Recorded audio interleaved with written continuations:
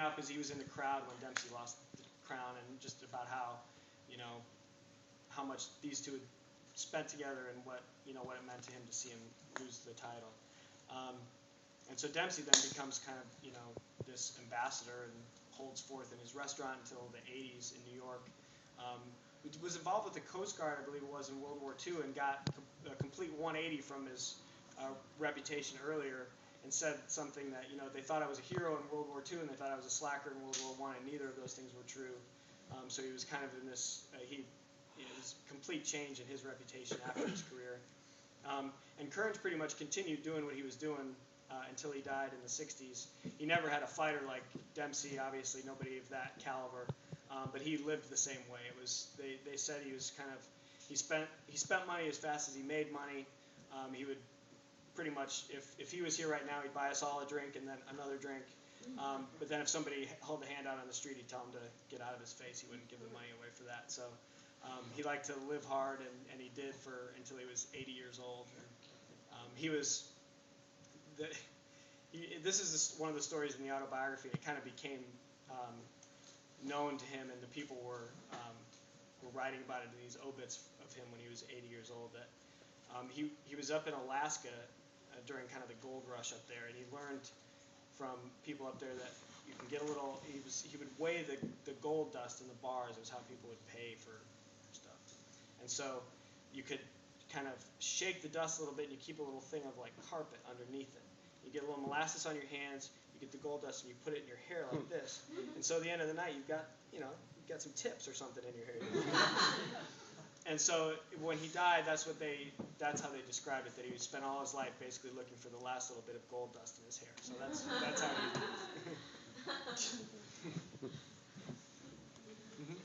How was it that Gibbons was the one that was chosen for this fight? I mean, I'm getting the impression that he wasn't considered like a top contender at the time. Right, yeah, there weren't many. That was part of the problem with why there was such a long time between the Carpentier fight and this one, that there wasn't an obvious next challenger. There were a lot of problems, but that was one.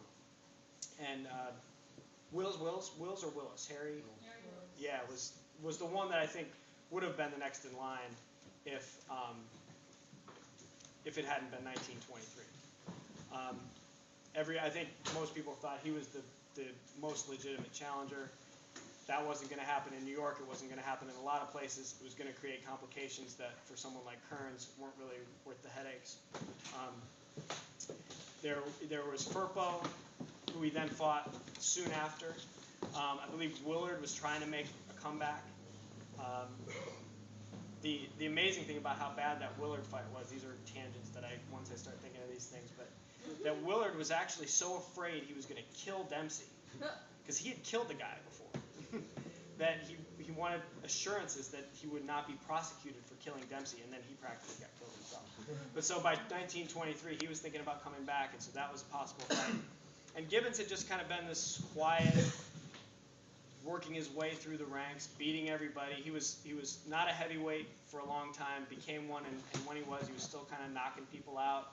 This boxing people respected him. He was technically very good, but he was, because he was this family man, he wasn't all that colorful a figure. It didn't seem like he was going to be the kind of guy that you could promote, that was going to be exciting at the gate and that kind of thing. That worked against him. And then he lost a fight in New York in, I think it was 1922, maybe March of the year before, and he lost it under controversial circumstances. He had dominated the fight for 10 rounds, and then the opponent goes down like he'd been hit below the belt. And the referee stops the fight, disqualifies Gibbons, and the place goes crazy. And it becomes a controversy that probably worked to his benefit, because if he had won that fight, it would have been just kind of another in a string.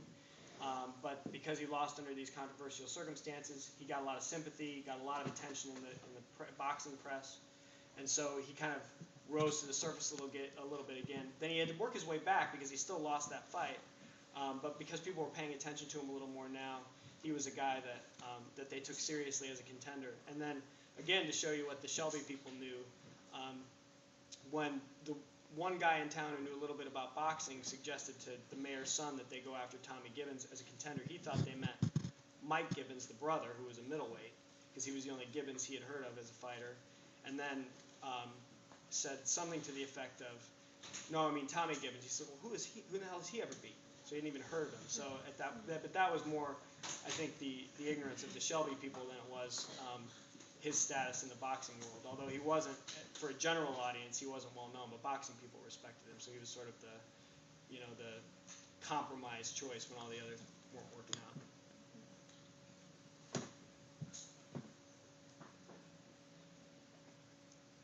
Any other questions folks have? All right, cool. All right, anything else you'd like to add? Any other last final thought? No, thanks a lot. It was great. Love the show.